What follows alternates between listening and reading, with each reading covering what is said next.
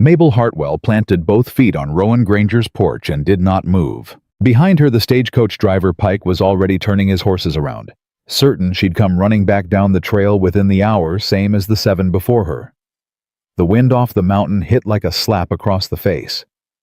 The door in front of her was scarred with what looked like claw marks, whether from an animal or a man's bare hands, she couldn't tell. She didn't knock. She just stood there, fists clenched at her sides, staring at the grain of that battered wood, and she made herself a promise that she intended to keep. She was not going to run. If this story speaks to you, if you've ever been told you were too much or not enough, subscribe to this channel right now and hit that bell. Drop your city in the comments below. I want to see how far this story travels. Stay with me until the very end, because what happens on this mountain is going to change the way you think about what a woman is worth. The town of Caldwell Crossing had a way of deciding things about a person before that person ever opened their mouth. It had decided about Mabel Hartwell when she was 9 years old, and already taller and broader than every boy in her school. It had confirmed its opinion when she turned 16, and none of the ranch boys came calling. By the time she was 24, Caldwell Crossing had rendered its final verdict. Mabel Hartwell was unmarriageable, undesirable, and in the way. She had heard every version of the verdict.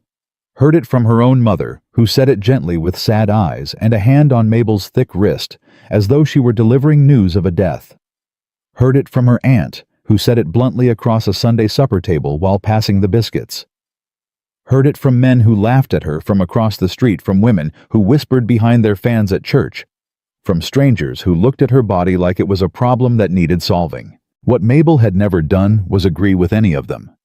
That stubborn refusal to agree, that bone-deep, mule-headed refusal, was the only inheritance she'd kept from her father, dead 6 years now, a man who had told her once, and only once, that the world would try to make her small, and that her only job was to refuse. She had been refusing ever since. So when Reverend Aldous stood up in the church hall on a Tuesday morning in November and explained that a man up in the high country needed a wife, a capable woman, a strong woman, a woman who could manage a remote homestead in conditions that were, as he put it, not suited to delicate constitutions. And when every other woman in that hall looked down at her hands or suddenly found pressing business elsewhere, Mabel had stood up. The silence that followed was the loudest thing she'd ever heard. "I'll go," she said. Reverend Aldous blinked at her over his spectacles. "Sister Hartwell." "I said I'll go." She picked up her coat from the back of the pew. "Tell me where to be and when." She did not look at the faces around her. She didn't need to. She could feel them, the disbelief, the poorly concealed amusement, the pity. One woman, Clara Briggs, who had been quietly mean to Mabel since childhood, let out a sound that was almost a laugh before she swallowed it. Mabel heard it. Mabel filed it away. And Mabel walked out of that church hall with her chin level and her heart hammering so hard she could feel it in her back teeth. She had 3 days to pack. She brought 2 dresses, her father's hunting knife, a wool blanket, a cast-iron skillet that had belonged to her grandmother, and a battered copy of a seed catalog she'd been reading so long the cover had fallen off. She did not bring anything that was going to make her cry. Pike, the stagecoach driver, looked at her when she climbed up outside the livery and said nothing for a long moment. "You sure about this, Miss Hartwell?" "Drive the horses, Pike. It's just—" He shifted the reins. 7 women. 7. Didn't none of them last more than 2 days? "I heard." The last one came back so shook she wouldn't say a word for a week, just sat in Mrs. Dunmore's parlor and rocked. He paused. "Whatever's up in that mountain, it ain't right." Mabel settled her battered suitcase across her knees and looked straight ahead at the road. "Then it's lucky I'm not delicate." Pike made a sound low in his throat and clicked the horses forward. He didn't say anything else, but she caught him glancing at her sideways for the first 20 miles like he was trying to figure out what she was made of. She didn't help him figure it out. She spent those miles watching the terrain change, the flat scrub giving way to pine, the pines thickening the road, narrowing to a track, the track beginning to climb. The sky got smaller as the trees got taller. The temperature dropped. She could see her breath by the time they reached the base of the trail that wound up toward Rowan Granger's land. Pike stopped the coach. "I can't take the horses further," he said. "Trail's too narrow." "How far is the cabin?" 2 miles, maybe 2.5. He didn't look at her. "Miss Hartwell, I want you to know I'll be back this way in 3 days. 3 days. I'll wait at the bottom of this trail for 1 hour. If you want to come down, I won't. If you change your mind, I won't change my mind." She climbed down from the coach and lifted her suitcase. The weight of it pulled at her shoulder, but she straightened under it and didn't wince. "Thank you for the ride, Pike." He watched her start up the trail. She heard him call after her once, just her name, something almost like worry in it, and then the horses shifted, and the sound of wheels on frozen ground faded behind her, and she was alone. The trail was harder than it looked from the bottom. It switchbacked up through heavy timber, and the snow here was not the light, pretty kind. It was old snow, crusted and uneven, and it grabbed at her boots with every step. She was breathing hard before the first quarter-mile was done. Her thighs burned. The suitcase seemed to get heavier with every 100 yards. She did not stop. She had been walking 30 minutes, maybe 40, when she heard the sound. Not an animal, not the wind. A sound like something massive shifting its weight on frozen ground. She stopped. Her hand dropped to the handle of her father's knife. And then she saw him. He was standing at the edge of the tree line, above her, maybe 50 yards up the trail, absolutely still. The size of him hit her first 6.5 feet, if he was an inch built like he'd been carved out of the mountain itself, shoulders wide enough to block the sky. He had dark hair, gone rough and long, a beard that hadn't been tended in months, and a face so scarred along one side that the firelight— No, there was no firelight, it was midday. The cold light hit it strange. He was staring at her. She stared back. Neither of them moved for what felt like a very long time. Then she shifted her suitcase to her other hand and kept walking up the trail toward him. She heard him make a sound, not words, something rougher than words, something startled. Like a man who had spent years watching women turn and run and had not prepared himself for the alternative. She didn't stop. She walked until she was close enough to see his eyes gray. She noted the color of sky before a storm, and then she stopped and looked up at him and said, "I'm Mabel Hartwell. I'm your new wife if you'll have me. If not, tell me now and I'll find somewhere else to sleep tonight. But I am not going back down that mountain." He stared at her. His jaw was working like he was trying to locate words that had gone missing. "Rowan Granger," she said. "Yeah," he said. His voice was rough from disuse, like a door that hadn't been opened in a long time. "Then we've been introduced." She stepped past him. "Where's your cabin?" She heard him turn to watch her, felt the weight of it between her shoulder blades. "Up the hill," he said after a moment. "Thank you."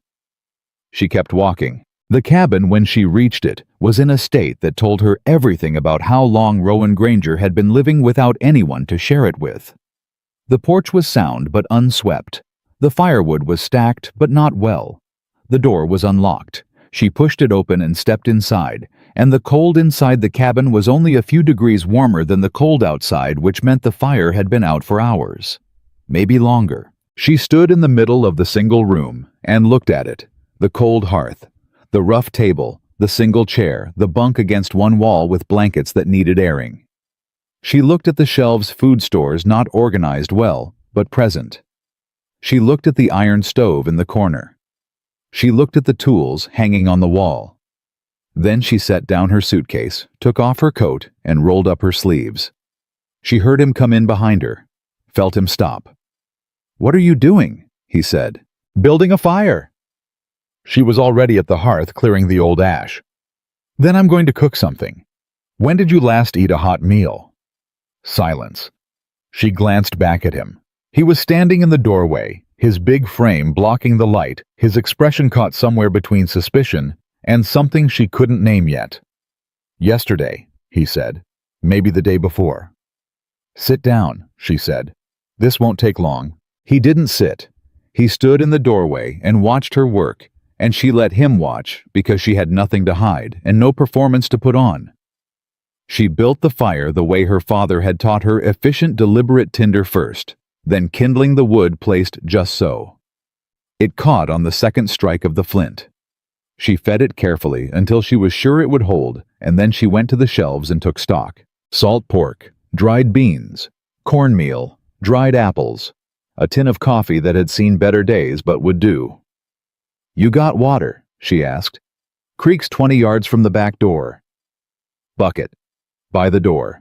She got the bucket and went to get the water. She could see the creek through the trees, heard it, before she saw it still running, which meant it wasn't fully frozen yet. She filled the bucket and carried it back, and when she came through the back door, he was there in the middle of the room, standing like he didn't know quite what to do with himself in his own home. "Sit down," she said again, not unkindly. "You're making the room feel crowded." He sat. She heard the chair creak under his weight. "The Reverend send you?" he asked. "He mentioned the need. I volunteered." A pause. "You know what happened to the others? 7 women, 2 days or less." She set the pot on the stove. "I'm not them. No." She heard something shift in his voice that she couldn't interpret yet. "You're not." She worked, and he sat, and the fire built itself up behind the grate, and the room began slowly, stubbornly to warm. The smell of coffee hit the air first, then the salt pork beginning to render in the pan, and she heard him make an involuntary sound behind her, something almost like pain, the way a starving man might respond to the smell of food without intending to reveal himself. She didn't comment on it. When she set a plate in front of him, 20 minutes later, salt pork and cornbread, she'd made quick and flat in the skillet, the way her grandmother had. He looked at it for a moment before he picked up the fork. He ate the way a man eats when he's been alone too long, concentrated and silent. But she watched his shoulders drop with each bite, watched the rigid set of his jaw loosen fractionally, watched the meal do what meals are meant to do. She ate her own food standing at the stove, looking out the single window at the mountain dropping away below the cabin, the valley so far down it looked like another world. "You planning to stay?" he said. It wasn't a question. "I am." "Even knowing what—" He stopped, started again. "Even knowing what I am." She turned from the window and looked at him. The firelight was on the scarred side of his face now, and she didn't look away from it. She looked at it directly the way she would look at any fact that was simply there and needed to be acknowledged. "I know what they say you are," she said. "I don't yet know what you actually are. I aim to find out." He stared at her. "That bother you?" she asked. Something moved in his face, not the anger she'd expected, something older and stranger than anger. "No," he said finally. "Good." She took his empty plate. "Then we understand each other." Outside, the wind was picking up again. She could hear it working around the corners of the cabin, probing for weakness. Inside, the fire crackled and held. She washed the plates in the bucket and dried them and put them on the shelf, and while she worked, she was already cataloging what the cabin needed, what she could fix tomorrow, what would take longer, what she'd need to ask him about. There was a rhythm to it that was almost comforting. A problem with a solution was a manageable thing. Rowan Granger had not moved from the table. She could feel him still watching her, this enormous, silent, scarred man in his cold cabin on his cold mountain, watching her like she was something he didn't have a category for yet. She turned to face him. "One question," she said. He waited. "The women who left, did you frighten them deliberately, or was it just how you are?" The question landed in the room and sat there. She watched him consider it. Watched him decide, she thought, whether to tell the truth. "Both," he said at last. "At first. The last couple I tried. Tried to be—" He stopped. His hand moved on the table, a rough, helpless gesture. "I don't know how to be around people anymore. Been alone too long." "How long?" 6 years, near about. She nodded. "That's fixable," she said. He blinked. "Fixable. It's a skill like any other. You had it once. You can learn it again." She picked up her suitcase and looked around for where to put her things. "Now, where do you suggest I sleep?" He pointed to the bunk. Take it. I'll sleep by the fire. That's not... Take it, he said again. And there was something in the way he said it that didn't leave room for argument. Not because it was an order, but because it was. She recognized the first offered thing. The first gesture towards something other than suspicion. She took the bunk. She lay in the dark with the fire dying to coals on the other side of the room, listening to the wind move through the pines, listening to the creak and breath of the cabin. And she ran through the day the way she always ran through hard days. Not to feel sorry for herself, but to take inventory. What she knew. What she didn't know yet. What she would need to learn. She knew Rowan Granger was as alone as a person could be without being dead. She knew the cabin was cold, but sound. She knew there was food enough for winter if it was managed carefully. She knew he had been trying in his clumsy, forgotten way to be less frightening than he actually was. She didn't know yet what had happened 6 years ago to drive him up here. She didn't know about the men who would come looking for him before spring. She didn't know what it was going to cost her to stay, but she knew she was going to stay.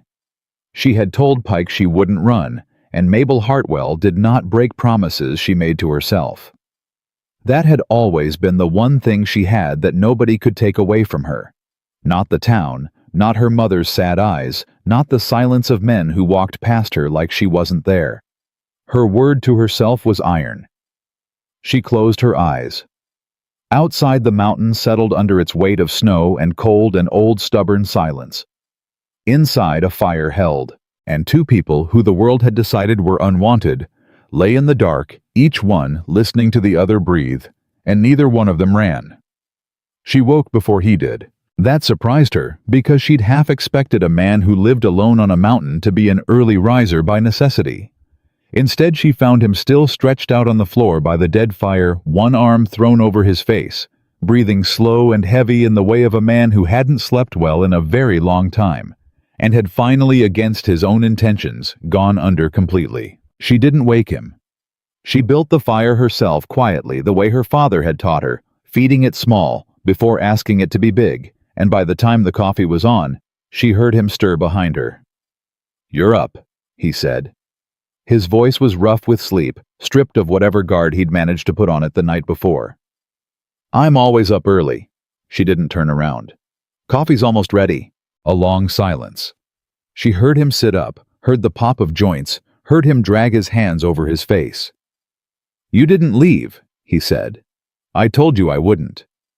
Another silence different from the first. Heavier somehow, like he was working out what to do with the fact of her still being there.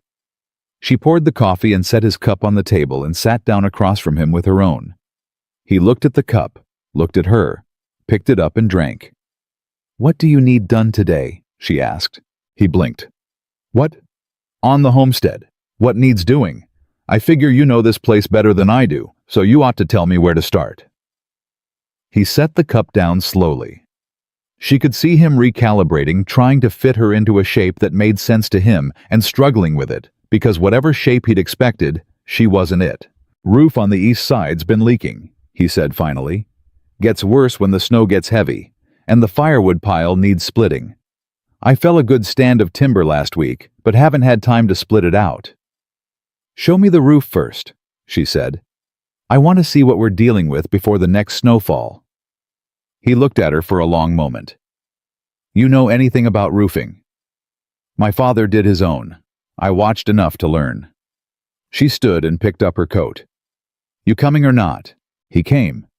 They were on the roof within the hour, the cold biting hard but the sky clear, the mountains spread out below them in every direction. He showed her where the shingles had shifted, and she crawled along the pitch without hesitation, running her hands along the wood, testing what was sound and what wasn't. She could feel him watching her with that same look, the one she couldn't fully name, yet somewhere between disbelief and a reluctant kind of attention. "Here," she said, pressing down on a section that gave under her hand. "And here, these two sections need replacing. You have shingles." "Got a stack in the lean-to." "Then we do this today, before that sky changes." "You don't have to." "Rowan." She looked at him directly. "I came here to be useful. Let me be useful. Something moved behind his eyes. He looked away first. "I'll get the shingles," he said. They worked side by side for 3 hours.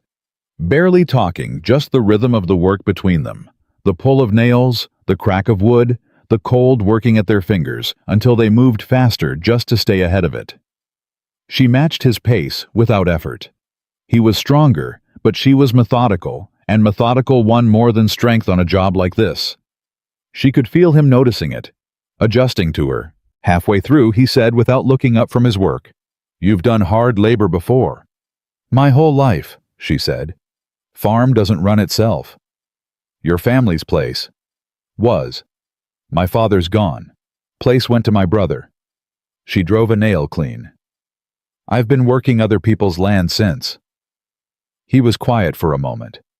"They send you here because they wanted to be rid of you." The question was blunt in the way of a man who'd been alone too long to remember how to soften things. She didn't mind blunt. "They sent me here because no one else would come," she said. "And because they figured it would solve 2 problems at once. The man on the mountain needs a wife, and they didn't know what else to do with Mabel Hartwell." She glanced at him. "Reckon they thought this was as good a place as any to put something they didn't want." He drove his own nail, hard. "Sounds familiar," he said. That was the first real thing he told her about himself. She marked it and kept working. The roof held. She knew it would. By afternoon, they were at the woodpile. He had felled a solid stand of pine, and the rounds were stacked waiting, and she picked up the spare axe without asking and started in from one end while he worked from the other. For a while, there was only the sound of iron on wood, the satisfying crack of a good split, their breath smoking in the cold air. Then he missed a hit. The axe glanced off a knotted round, and he swore under his breath, and she looked over without thinking. "Knots'll catch you every time," she said. "You have to come at an angle, off to the side, not straight through the center." He stared at her.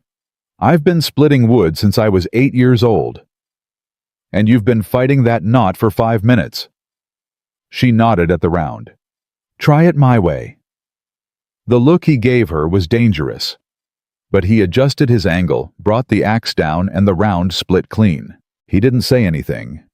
But she saw his jaw shift something that wasn't quite a smile and wasn't quite surprise, and he went back to splitting without a word. She filed that away too. By the time the light was going, they'd split enough wood to keep the stove fed for 2 weeks. She stacked while he split the last of it, and she was almost done when she heard him stop. "Mabel." His voice had changed, gone flat and careful in a way that raised the hair on the back of her neck. She turned. He was standing still, the axe loose in his hand, looking out into the tree line.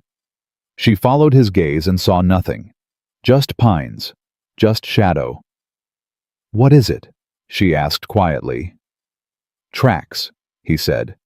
"Over by the east fence. Weren't there this morning?" She looked again. She could just make out the disturbance in the snow. Something had moved through there, and recently. "Animal?" "No." His voice was flat and certain. "That's boot prints."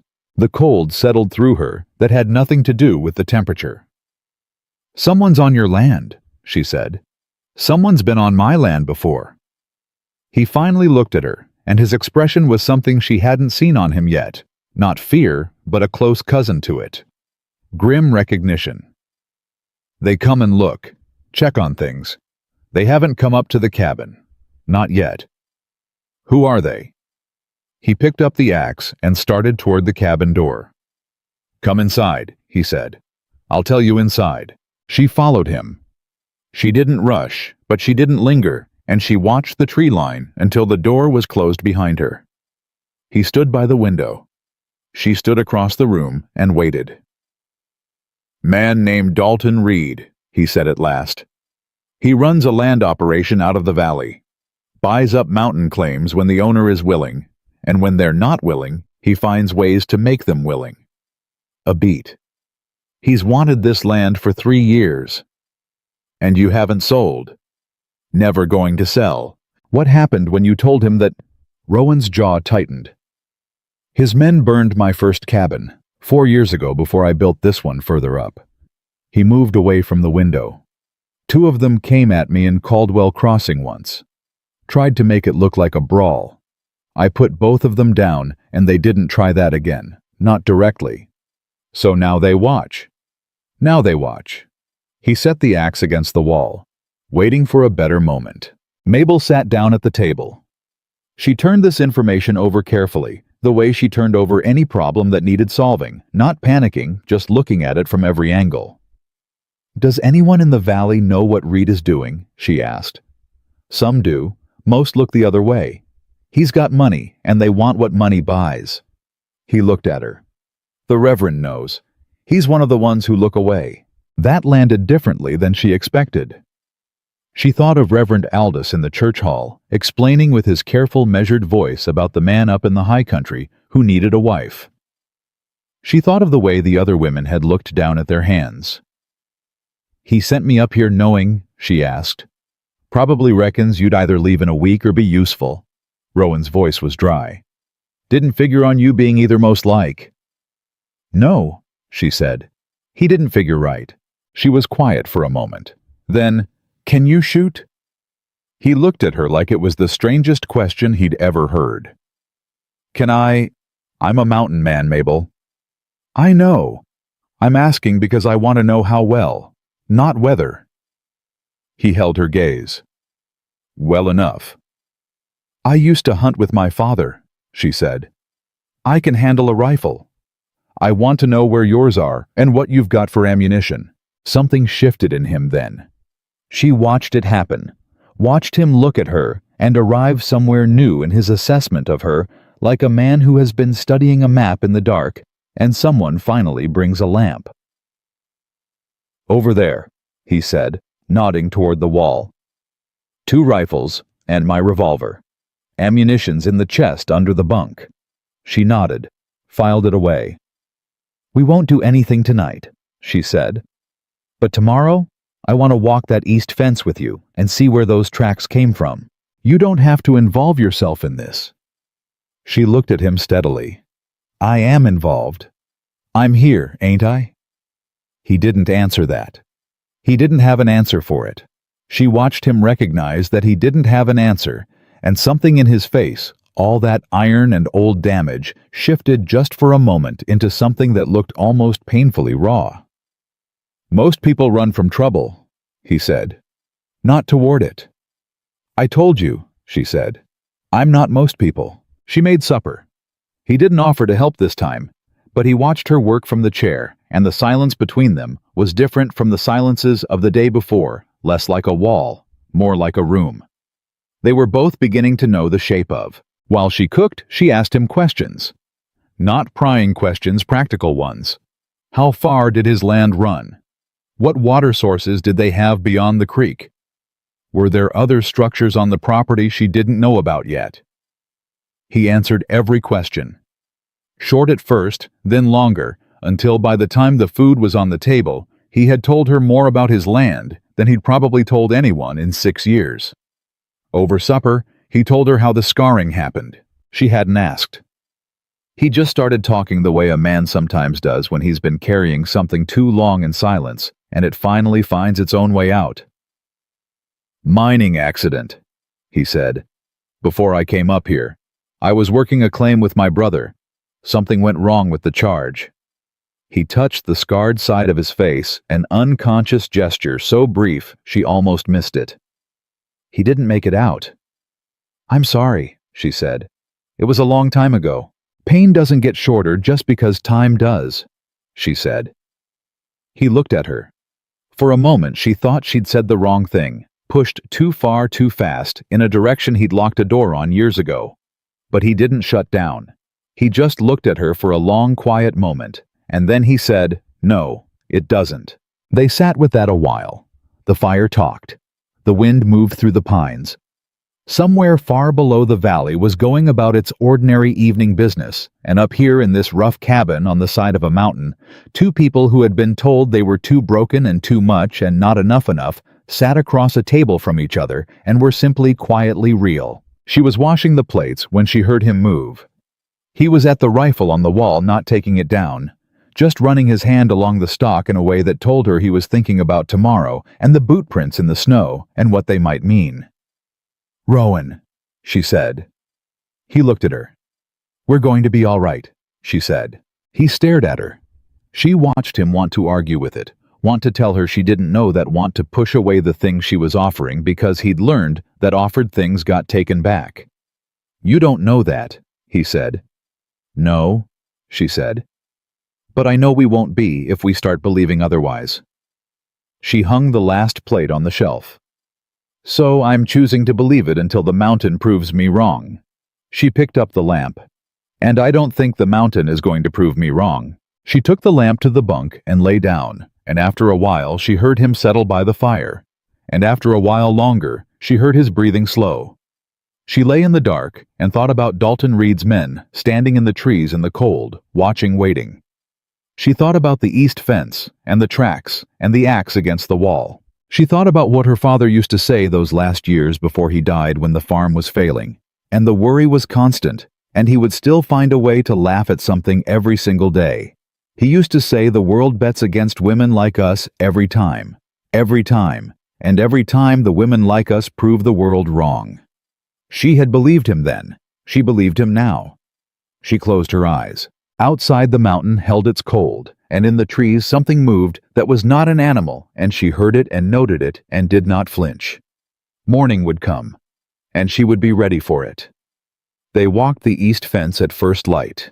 Rowan went ahead, riding the ground the way a man reads a page he's memorized, and Mabel followed close, watching not just where he pointed, but where he didn't, the spaces between things, the silences in his body language that told her as much as his words.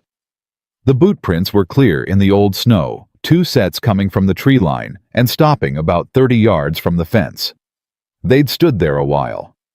She could tell by the depth of the impressions the way the snow had compressed and then refrozen around the edges. 2 men, she said. 2 men, he confirmed. Standing, watching the cabin. Long enough to get cold feet. He crouched and touched the edge of one print. This one's got a heel worn down on the left side. Cheap boots. Ranch hand, not a gunman. Reed sends his ranch hands to do his watching. He sends whoever he trusts to keep their mouths shut. Rowan stood. These 2 have been here before. Same prints 3 weeks ago over by the north pasture. Mabel looked at the tree line. Whatever she felt standing there, and she felt something, a cold that had nothing to do with weather, she kept her face still, and her voice even. "He's patient," she said. "He's rich," Rowan said. "Rich men can afford to be patient. They just wait until the other person makes a mistake or runs out of something money nerve time." He started walking back toward the cabin. "He's been waiting 6 years. Reckon he thinks he's close." What made him think that? Rowan stopped.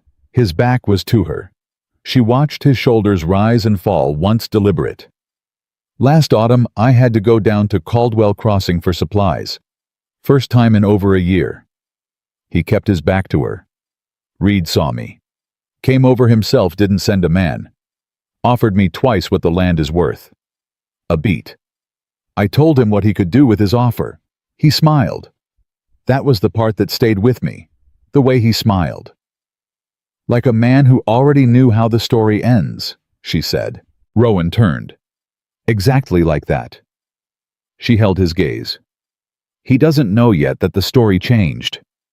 He looked at her for a long moment. Something moved through his expression. Something she was learning to recognize, the thing that happened in his face when she said something that hit a place in him he'd forgotten was still there. Then he turned and walked, and she fell in beside him, and neither of them said anything else until the cabin door was behind them. 3 days later, she found the letter. She'd been reorganizing the supply shelf, a task she'd put off because the chaos of it offended her sense of order when she found it wedged behind a tin of dried apples. Folded twice, sealed with wax already broken open. Her name wasn't on it. No name was on it. She almost put it back. Then she unfolded it and read it, and the world shifted sideways by about 3 degrees. It was addressed to Rowan. The handwriting was precise and commercial, the hand of a man who wrote contracts for a living. It told Rowan that the land he occupied had been reassessed by the county and found to be improperly claimed, that his original filing was in dispute, and that a formal hearing had been scheduled in Caldwell Crossing in 6 weeks' time. It told him that if he failed to appear, the claim would be considered abandoned. At the bottom, in a different hand, someone had written 4 words: "Don't come. Stay gone." She was still holding the letter when Rowan came in from the yard. He saw her face before he saw what she was holding. "What?" he said. She held it out. He crossed the room and took it and read it. And something happened in his face that she'd never seen before.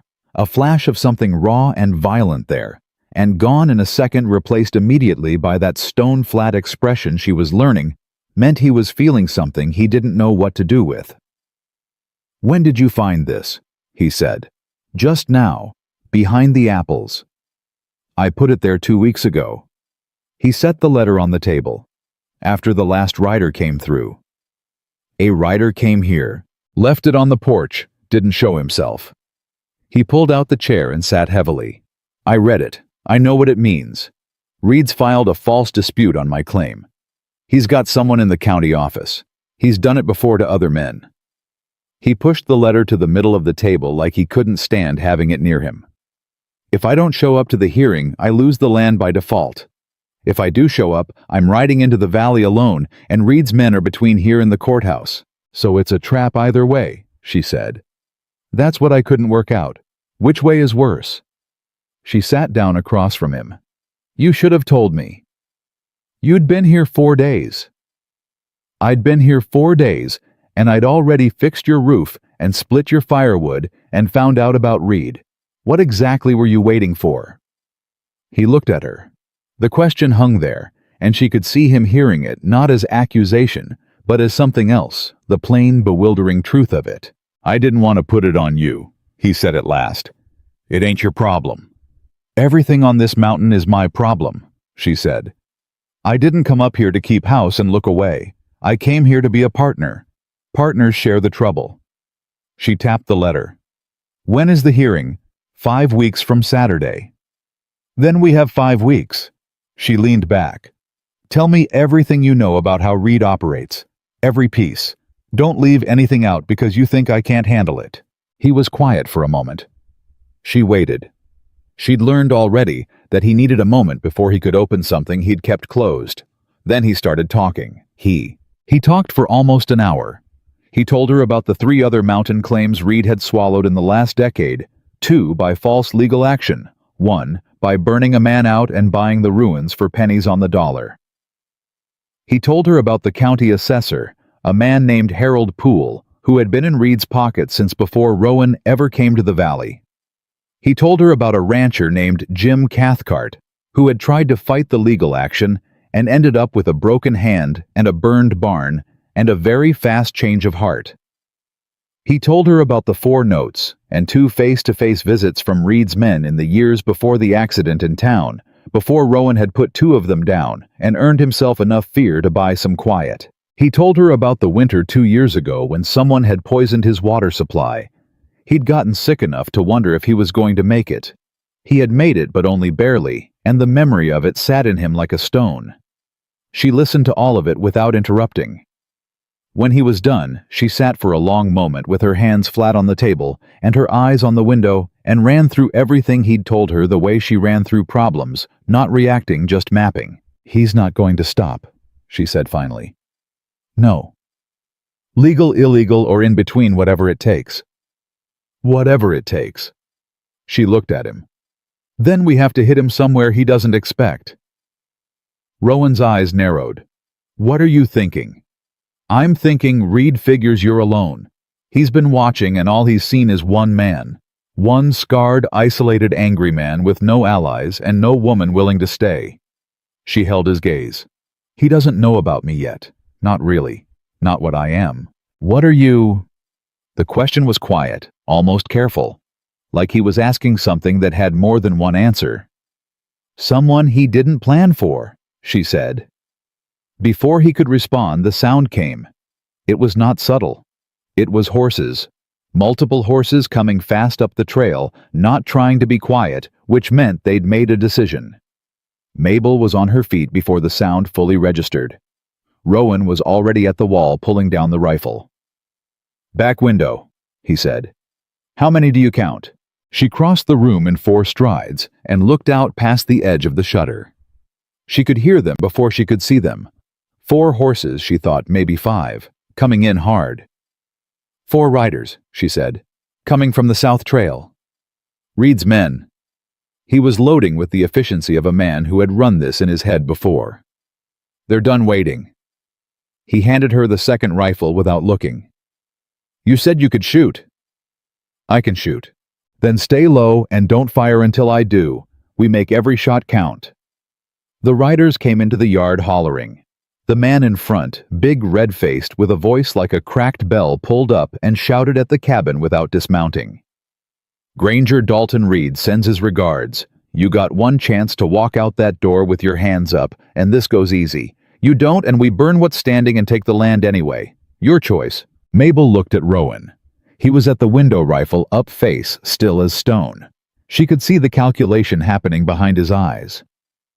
"There's a 5th man," she said quietly, "moving around back. I can hear him."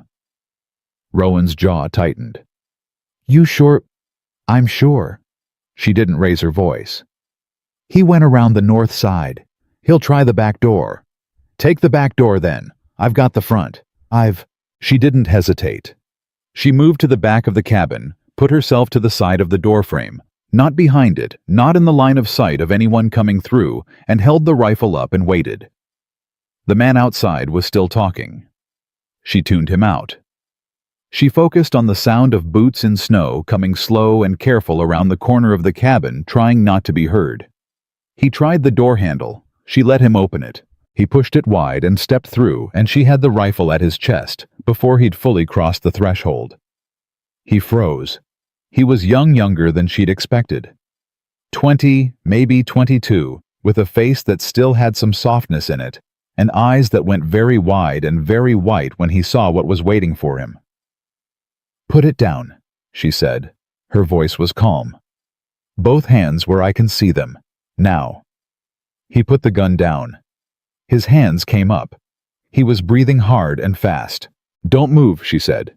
"And don't make a sound." From the front of the cabin, she heard Rowan's voice, not shouting, carrying clean and cold through the cabin wall. "I see 5 of you. I've got the front and my wife has the back. You want to count how many of you walk away from this?" A silence from the yard. Then the red-faced man, "Your wife." "That's what I said." A beat. "She doesn't miss." She almost would have laughed. Instead, she kept her eyes on the young man in front of her and her rifle where it was. The standoff lasted less than a minute. From outside she heard horses, shifting men's voices, low and urgent, the sound of a quick and heated argument. Then hoofbeats. Retreating.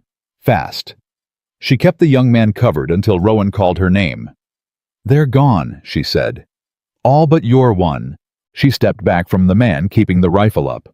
"Walk," she said. "Out the front. Don't turn around." He walked. She followed him through the cabin and out the front door, and Rowan took him by the collar and marched him to the yard gate and pointed him down the trail. "Tell Reed what you saw," Rowan said. "Tell him she's here. Tell him she ain't leaving. And tell him the next time he sends men to my land, they won't walk back down." The young man ran. They watched him go crashing down through the snow, and then the mountain was quiet again. Mabel lowered the rifle. She realized her hands were steady. She'd expected them to shake, and they weren't, and she didn't know what that said about her exactly, but she filed it away. "You all right?" Rowan said. "Fine." She looked at him. "You?" "Fine." He was looking at her with that expression again, the one she'd seen the first day on the trail when she'd walked toward him instead of away, like a man who keeps expecting to understand something and keeps being wrong in his understanding. "You didn't hesitate," he said.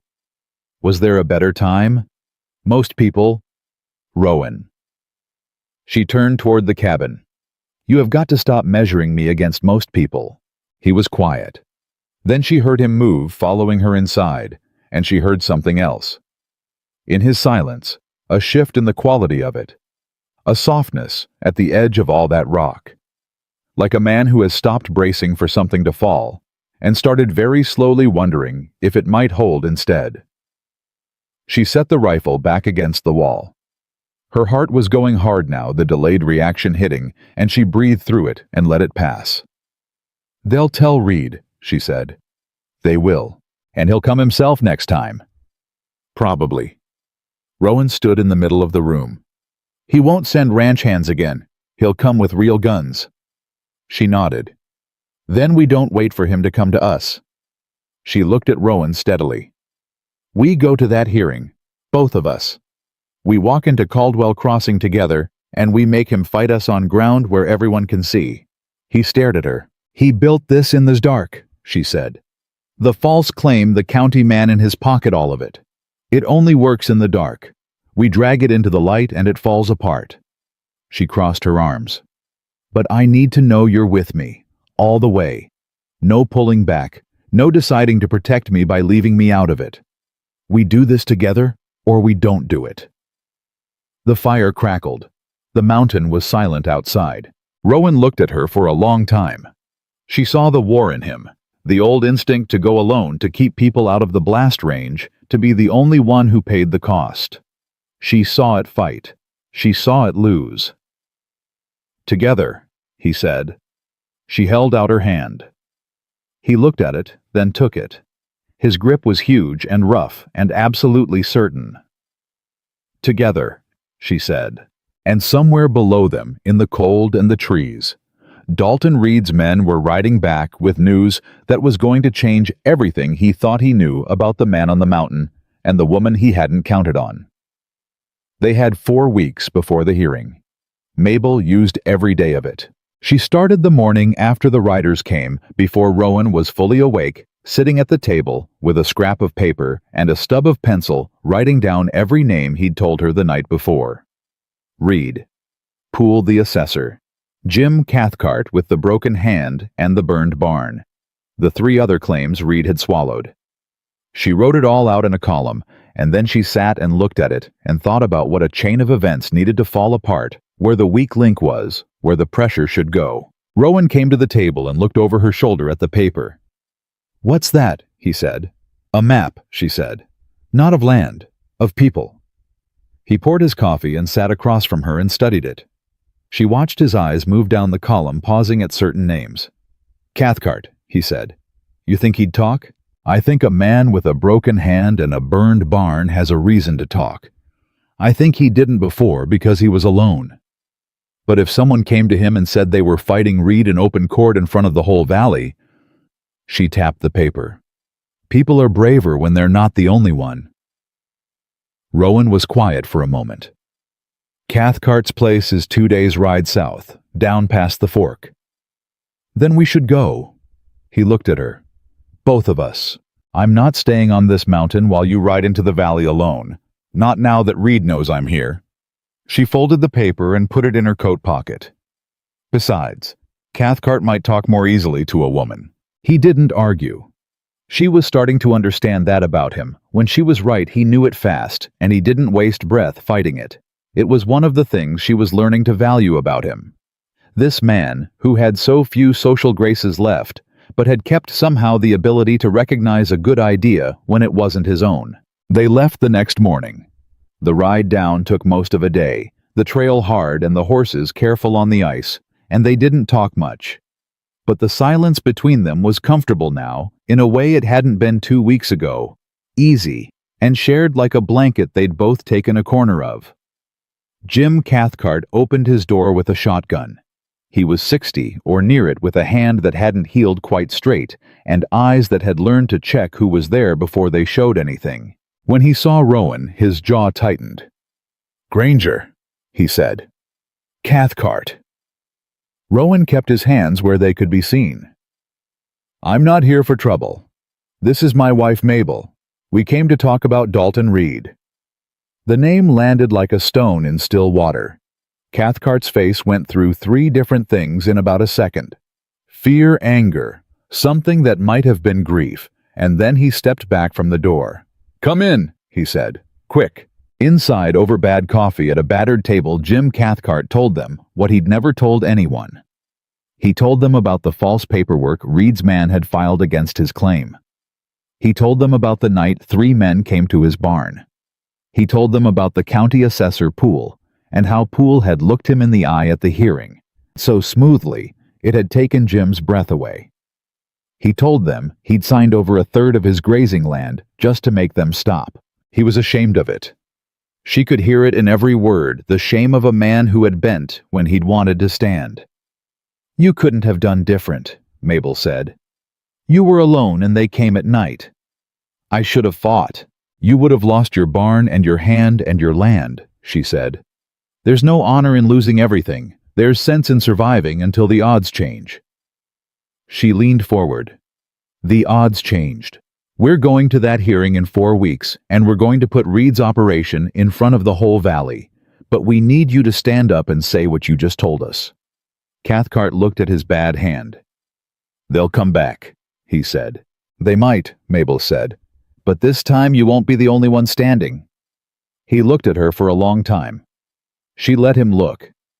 She'd learned that the truth sometimes needed a moment to settle before a person could pick it up and carry it. "You really think you can beat him?" he said. "I think Reed has been winning because nobody fought back in the open," she said. "We're fighting in the open. You come with us, and we're not alone, and he's not invisible anymore." Cathcart was quiet for almost a full minute. Then he looked at Rowan. "Your wife," he said. "My wife," Rowan said. "She always liked this." "Near as I can tell," Rowan said. And there was something in his voice when he said it, quiet and certain and almost warm, that Mabel heard and filed away in a place she wasn't ready to examine yet. Cathcart came with them. Not that day he had livestock to arrange a neighbor to ask for help, but he shook Mabel's hand at the door and told her he'd be in Caldwell Crossing for the hearing, and she believed him. Some people you believe when they make promises. He was one of them. They rode back up the mountain in the dark, taking turns, watching the trail behind them. And when they finally came through the cabin door, and the warmth of the stove hit them both like a wall, Mabel sank into the chair and let herself feel how tired she was. Rowan built up the fire. He didn't say anything for a while. Then he said from across the room, "You were good in there, with Cathcart." He just needed to feel like he wasn't alone. "You knew that before we got there." "I've been not alone before," she said. "I know what it feels like and what it needs." He turned from the fire. The light was behind him, and his face was in shadow, but she could hear something in his silence that was different from any silence he'd given her before. "Mabel," he said, "I need to tell you something." She looked at him. "The reason Reed wants this land," he said. "It's not just grazing rights. It's not just territory." He moved to the table and sat down across from her, and his face came into the light, and she saw that whatever this was, it had been sitting in him a long time, and the weight of it was something considerable. "There's silver on this land. I found a seam 2 years ago running east under the ridge. I didn't file on it, didn't tell anyone. But Reed has a man who reads terrain, and that man figured it out." The room went very still. "This isn't about a land grab," she said. "It never was. It's about a silver claim worth more than everything in the valley put together." He held her gaze. "If I'd filed on it, Reed would have come after me harder and faster. So I left it unfiled and kept quiet, and hoped he wasn't sure enough to push. But then he pushed anyway. She sat with this. She ran through what it meant not just for the hearing, but for everything after. A silver seam changed every calculation. It meant Reed wasn't going to stop at a legal hearing. It meant that even if they won in front of the county, Reed would find another way. "You should have told me earlier," she said. "I know." "How much earlier did you find this out?" He looked at the table. "Before you came.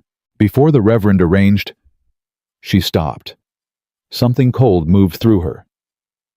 "Rowan, did the Reverend know about the silver?" The silence that followed answered her before he spoke. "I don't know for certain," he said. "But Aldous and Reed have been friendly a long time." She thought about Reverend Aldous in the church hall. The careful, measured voice. The way he'd framed it, a capable woman, a strong woman. The way every other woman had looked down at her hands. She had thought he was trying to solve two problems at once. Now she wondered if there had only ever been one problem, and whether she'd been part of the solution or part of the trap. "He sent me up here to what?" she said. "To soften you, to get close enough to find out what you knew." "I don't know." His voice was tight. "But I don't think he expected you to actually stay." "No," she said. "Nobody expected that." She stood up and walked to the window and stood with her back to the room and her hands flat against the cold wall, and she breathed in and out slow and deliberate. She was angry. She was allowed to be angry. But she was not going to let the anger run the room right now. When she turned back around, her voice was even. "All right," she said. "Here's what this means. It means the hearing isn't enough. Even if we win the hearing, even if Cathcart testifies and we expose Poole Reed will come back at us a different way. We need to file on the silver claim before the hearing. Today, if we can. If we file, Reed finds out immediately. Poole's his man in that office. Then we don't file through Poole. Is there another county office, another jurisdiction we could use?" Rowan's eyes sharpened. She could see him turning it over fast. This man who had been out of the world long enough to forget that the world had more than one door. "Territorial Land Office," he said slowly. "Federal. Reed's got no one in the federal office." "Where is it?" "Day's ride north. Fort Garland."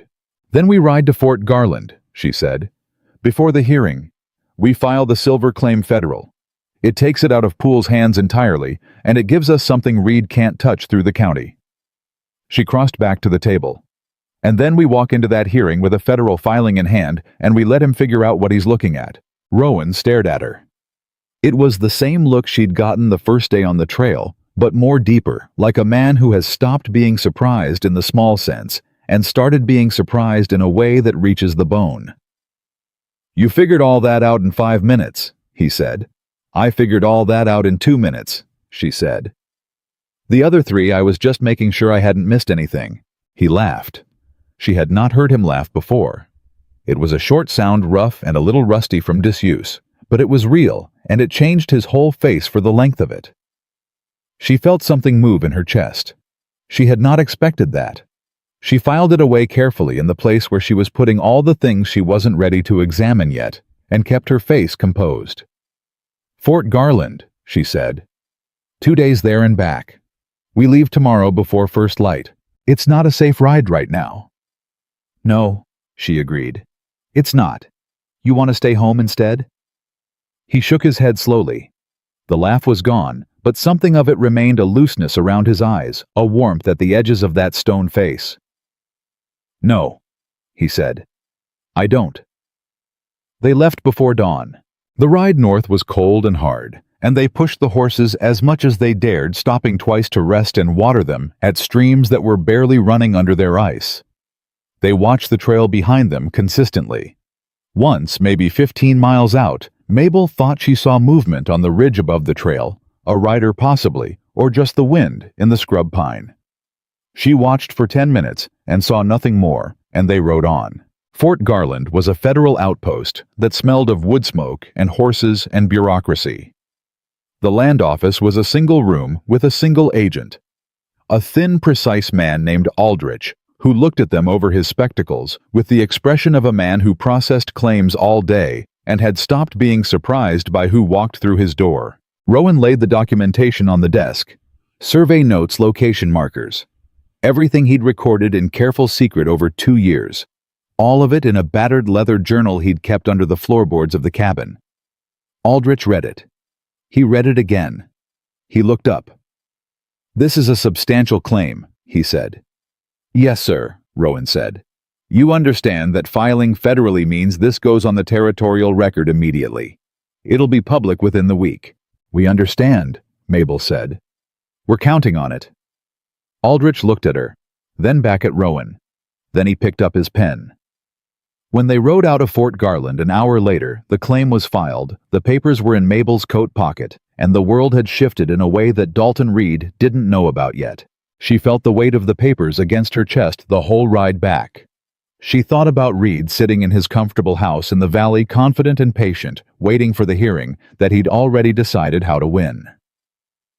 She thought about Poole practicing his smooth lies. She thought about the Reverend who may or may not have known what he was sending her into. She thought about her father's voice, "The world bets against women like us every time." "You're quiet," Rowan said, riding beside her. "Thinking." "About what?" She glanced at him. He was watching the trail ahead, relaxed in the saddle in the way of a man who has spent half his life on horseback. And in the cold afternoon light, he looked less like the monster of the mountain and more like what he actually was.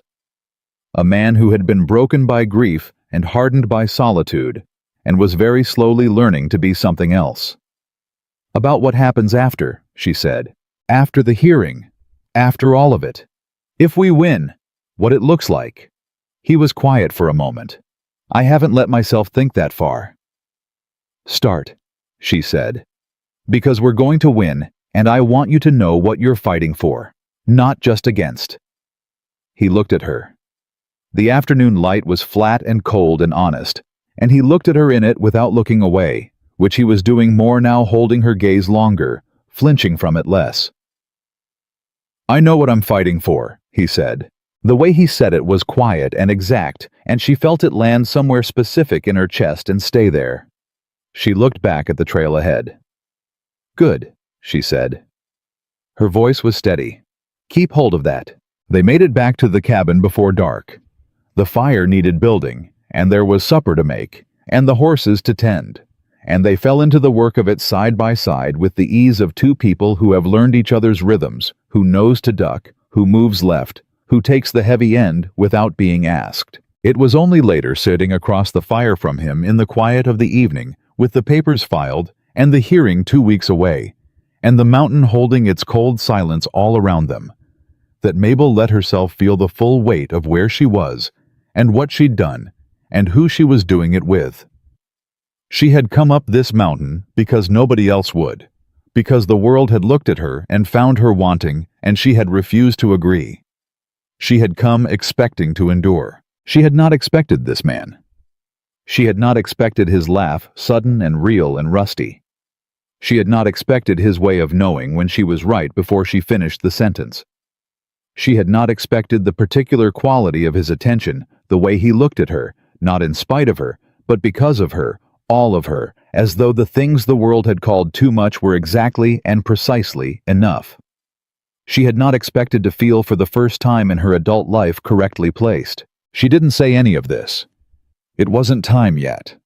There was still a fight to get through, and she had learned long ago not to count on things before they were won. But she held it quietly like an ember she was sheltering with her hands. Across the fire, Rowan watched her with his storm-gray eyes, and whatever he was holding, he held it the same way. The morning of the hearing, Mabel wore her good dress. It was the dark brown one, the better of the two she'd brought up the mountain 3 weeks ago, and she'd pressed it the night before with a flat iron heated on the stove, working the wrinkles out slowly and deliberately, the way she worked every problem one section at a time without rushing. Rowan had watched her do it from across the room without saying anything, and she hadn't explained it because she didn't need to. She understood what the dress meant, and he was learning to understand the things she did without requiring her to spell them out. She was not going into Caldwell Crossing looking like a woman who had been hiding on a mountain. She was going in looking like exactly what she was. They rode down before first light, Cathcart meeting them at the fork, the way he'd promised, his hat pulled low, and his bad hand in a leather glove. He nodded at Mabel when he saw her, and she nodded back, and the three of them rode the last miles into town in the gray pre-dawn, without a word between them, because everything that needed saying had already been said. Caldwell Crossing was awake by the time they arrived. She could feel the town register, them felt the eyes from the storefronts and the boardwalk, felt the small shift in the air that happens when something people have been waiting for finally arrives. Several men stopped on the street to watch them ride past. A woman she didn't recognize grabbed the arm of the man beside her. Mabel kept her chin level and her back straight and her eyes on the courthouse door ahead. "They're staring," Rowan said low beside her. "Let them," she said. The hearing room was already half full when they walked in.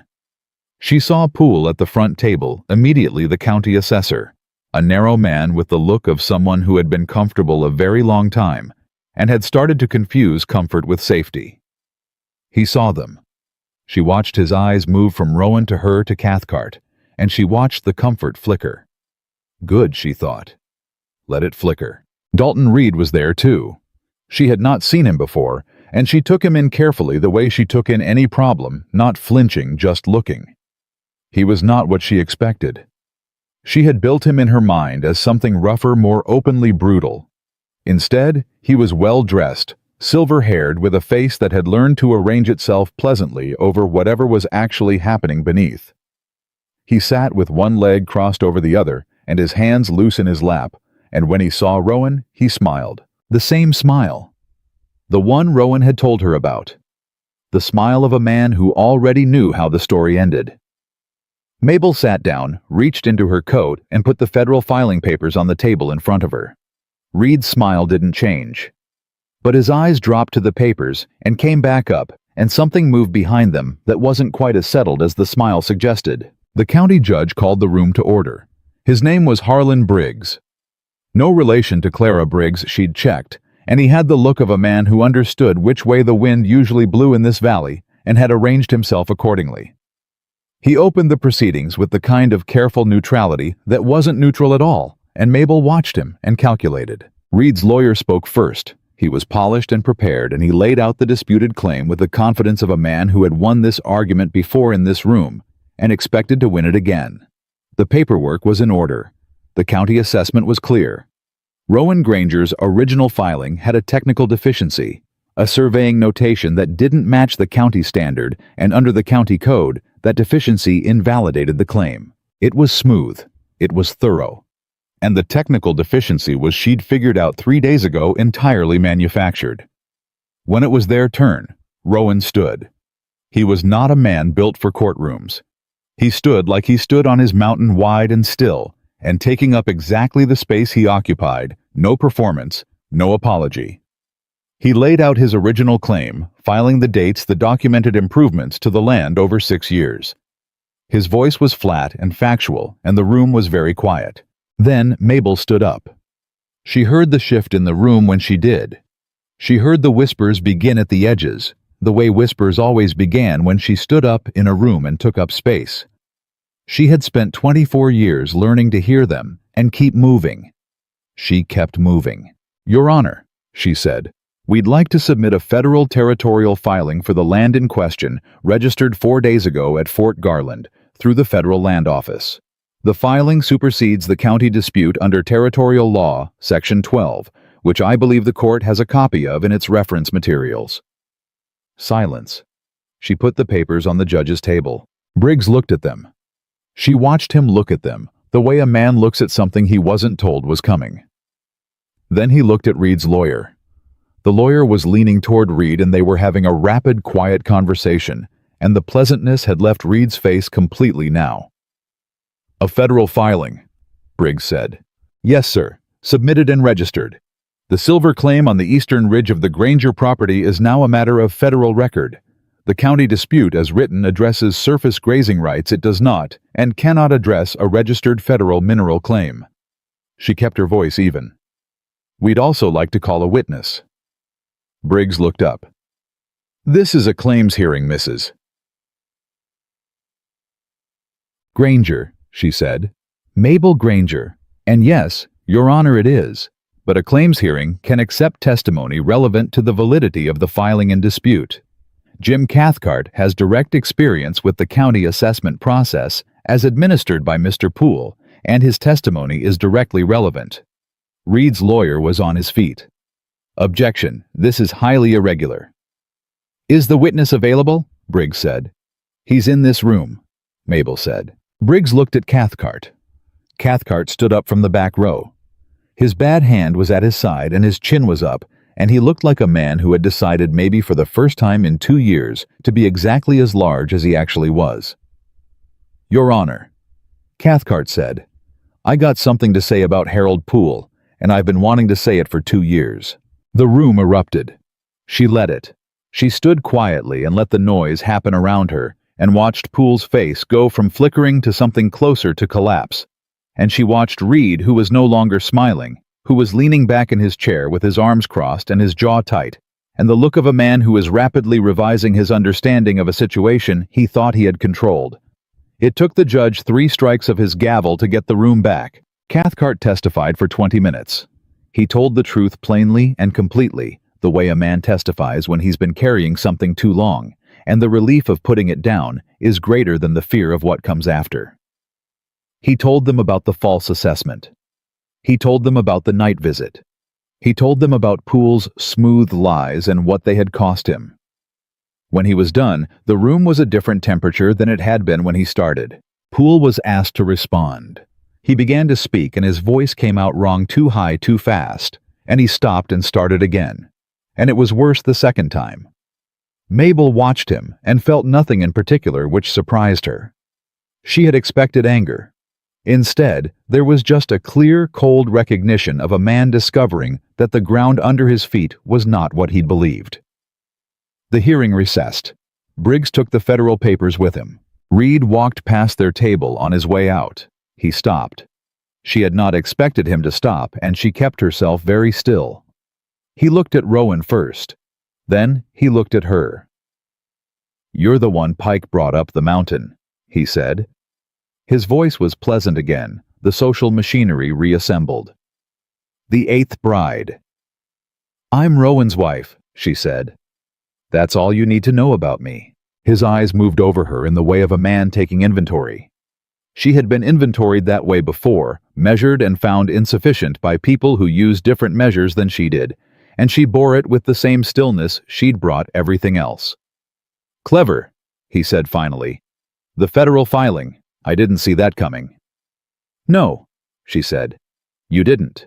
Something moved in his face. Not quite respect. Men like Reed didn't offer respect easily, but a recalibration. A revision. "This isn't finished," he said quietly. "Come after us again and we'll be ready," she said. "We're not going anywhere."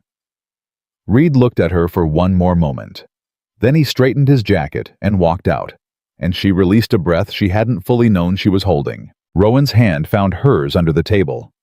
She felt his grip steady, certain, enormous, and she gripped back and didn't let go. Briggs ruled in their favor an hour later. The county dispute was dismissed. The federal claim stood. Poole was referred to the territorial authority for investigation. It wasn't everything. Reed was still out there, still rich, still patient, but it was the ground shifting decisively under his feet, and everyone in that courtroom felt it happen. When they walked out of the courthouse, Caldwell Crossing was waiting, not hostile. That surprised her. She'd expected the town she'd grown up in, the town that had looked at her and found her wanting, that had sent her up the mountain like a problem being shelved. But what she found instead was something more complicated and more human than that. People she recognized. People who had heard Cathcart speak. People who had watched Reed operate for years and never had a name to put on what they were watching until today. Mrs. Dunmore, who had sheltered the last terrified bride that ran from Rowan's mountain, who had rocked her in a chair for a week, was standing on the courthouse steps. She was a small woman with white hair and sharp eyes, and she looked at Mabel for a long moment without speaking. Then she said, "I told Pike that one was different when he described you." "What did Pike say?" Mabel asked. "He said you told him to drive the horses." Mrs. Dunmore almost smiled. "I figured any woman who says that to Pike is worth paying attention to." Cathcart shook Rowan's hand and then turned to Mabel and shook hers too with his bad hand, which she understood was deliberate and accepted accordingly. "You come find me if Reed makes another move," he said. "You'll be the first we call," she said. They rode back up the mountain in the afternoon, the same trail they'd come down in the dark before first light, and the world looked different going up than it had going down. She didn't know if the light was different or if she was. Probably both. Rowan was quiet for most of the ride. She let him be quiet. She knew the shape of his silences now. This one was the thinking kind, not the closed kind. The kind where he was working through something that didn't quite have words yet. He found the words about a mile from the cabin. "I want to show you something," he said, "before we go in." She followed him off the main trail east through the timber until they came out on a ridge that looked over a long slope, dropping away toward a creek she hadn't seen before. The late afternoon light was hitting the slope full on, and she could see the rock face of the ridge, could see even from here the faint dark line running through the gray stone like a seam in old cloth. "There," he said. She looked at it. She knew what she was looking at, but standing in front of it was different from knowing. It was the seam, the silver, the thing that had made Reed dangerous and Rowan a target, and her apparently a variable nobody had accounted for. "It's beautiful," she said, and meant it. He looked at her instead of the ridge. "You know what I was thinking in that courtroom?" "Tell me." "I was thinking about what you said, what you're fighting for, not what you're fighting against." He was not a man who spoke easily about the inside of himself, and she could hear the effort in it, the deliberate choosing of each word. "I kept waiting to lose today. I've been waiting to lose for 6 years. Every time I thought about fighting Reed, the only ending I could picture was me alone on the mountain with less than I started with." He paused. "Today, I kept thinking about what it looks like after. The cabin, the land, the garden you said you want to put in on the south slope." Another pause. "You." She looked at him. "I don't know how to say this right," he said. "I've been alone long enough that the words for it went somewhere I can't find them easily." "You don't have to say it right," she said. "Just say it true." He looked at her the way he'd looked at her on the trail that first day, like a man who expected one thing and got something entirely different, and is still weeks later adjusting to the reality of it. "I didn't want a wife," he said. "I want to be honest about that. When the Reverend arranged it, I agreed because I needed someone who could manage the homestead, and I told myself that was all it was." He held her gaze. "I was wrong about what I needed." "What do you need?" she asked. "You," he said. Plain and direct, and with no performance around it. Just the word, just the truth of it offered like something he'd held a long time and had finally decided to put down in the right hands. She felt it move through her chest, not a flutter, not a giddiness, but something deep and settled like a foundation being laid. She had spent 24 years being told she was too much for any man to want. She had spent 24 years watching other women receive the things she had trained herself not to want, because wanting them hurt. She had stopped training herself somewhere in the last 3 weeks. She hadn't noticed the exact moment it happened. "Rowan," she said, "I came up this mountain because I had nothing to lose and nowhere better to be." She let a beat pass. "I'm staying because this is the only place I've ever been where I made complete sense." He stepped forward, and she didn't step back. And when he put his hands on either side of her face, those huge, rough, gentle hands, she reached up and covered them with her own. He kissed her there on the ridge, with the silver seam behind them, and the mountain falling away below, and the cold air burning in their lungs, and it was not a soft kiss or a tentative one. It was the kiss of two people who have been through fire together and come out the other side knowing exactly what they have. Spring came slowly, the way spring always came to the high country, reluctant and cold. At first, then sudden, like a door blown open. Mabel's garden went in on the south slope, the way she'd planned it, potatoes and beans and a kitchen bed of herbs that Rowan had looked at with deep skepticism until the first time she cooked with them. And he ate 3 servings without comment, which she took as approval. The goats arrived in April, 2 of them from a ranch down the valley, whose owner had heard the story of what happened in Caldwell Crossing and wanted to offer something. People knew the story.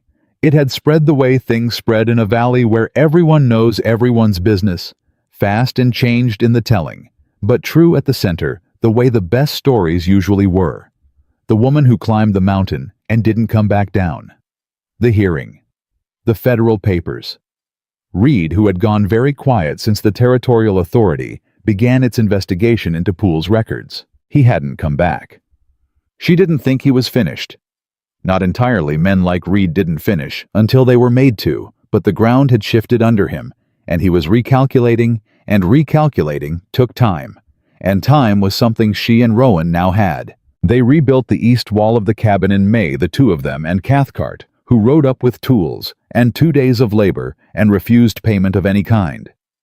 They worked and talked, and in the evening Cathcart sat at their table and ate Mabel's cooking and told her it was the best food he'd had since his wife passed, and she said thank you and meant it. At night in the quiet of the cabin they had made together, Rowan would sometimes talk about his brother. Small things at first, the way he laughed, the way he'd been stubborn about the wrong things. Then larger things. The grief of it, the enormous unfinished grief that 6 years of solitude had not resolved, because grief doesn't resolve in solitude, it only hardens. She listened every time. She didn't try to fix it. She just sat with him in it the way you sit with someone in a storm, not pretending the storm isn't there, just refusing to be somewhere else while it passes. She told him things too. About her father, about the farm, about the years of being looked at like something that had shown up in the wrong place and couldn't be made to fit anywhere reasonable. She had never told anyone these things, not in their entirety, not with the weight they actually carried. He listened. He didn't try to fix anything either. He just stayed. One evening in late June, sitting on the porch in the long summer light, watching the valley below go gold, he said, "I want to file a proper marriage with the county." She looked at him. "We did it fast," he said. "Before the hearing. It was practical, and I know that. But I want it done right, with a ceremony, with Cathcart there and Mrs. Dunmore if she'll come, and whoever else wants to make the ride."